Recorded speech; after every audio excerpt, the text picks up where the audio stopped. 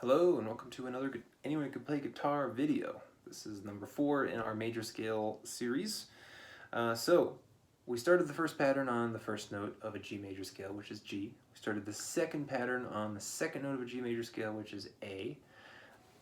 G and then A. Then we played the third pattern starting on the third note of a G major scale, which is B. Alright, but now we're breaking that pattern because it doesn't make a lot of sense to start a scale pattern, to make a whole pattern starting on the fourth note of the scale, because it's so close to the third note of the scale.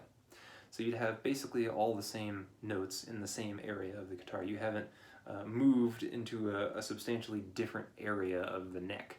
So we will, and plus we only have 5 patterns and we got 7 scales. So we will skip over trying to start this pattern on a C note, the fourth note of the scale, and we will go up to the 5th note of the major scale, which is D in this case.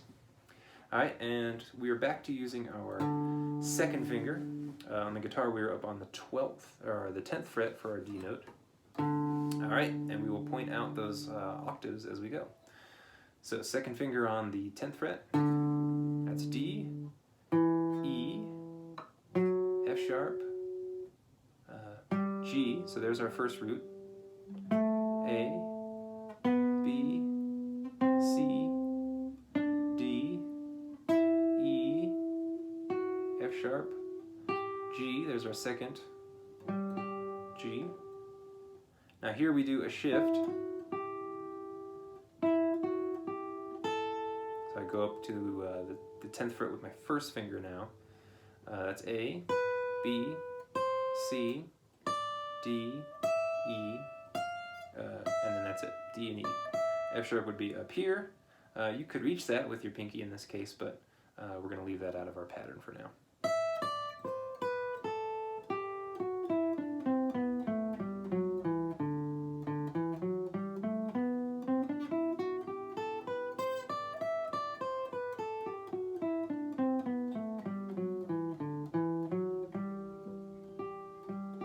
Alright, so in this pattern we have root notes on our 5th string and our 3rd string.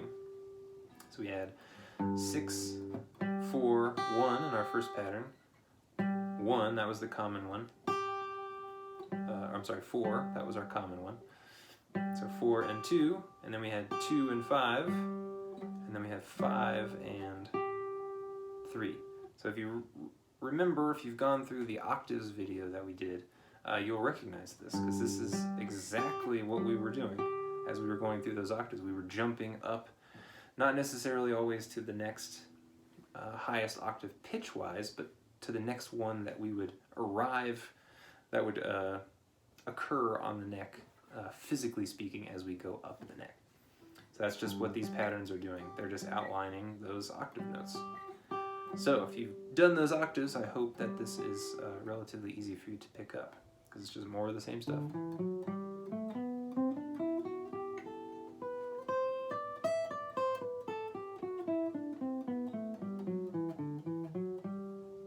Alright, so keep working on your alternate picking, very important.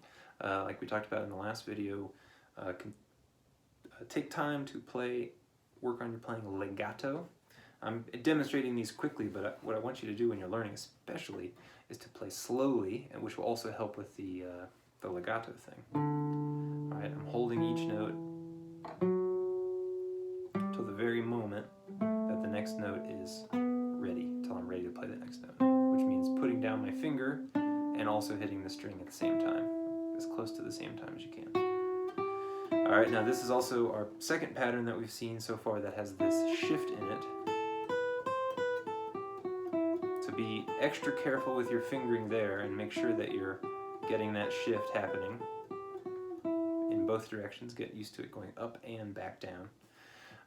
And spend the time you need to spend with this pattern and all the rest of the patterns until you are very, very comfortable with it, and then move on to the final one, which we'll see in the next lesson. So thanks for tuning in. Leave any questions or comments in the comments, and I will see you in the next one.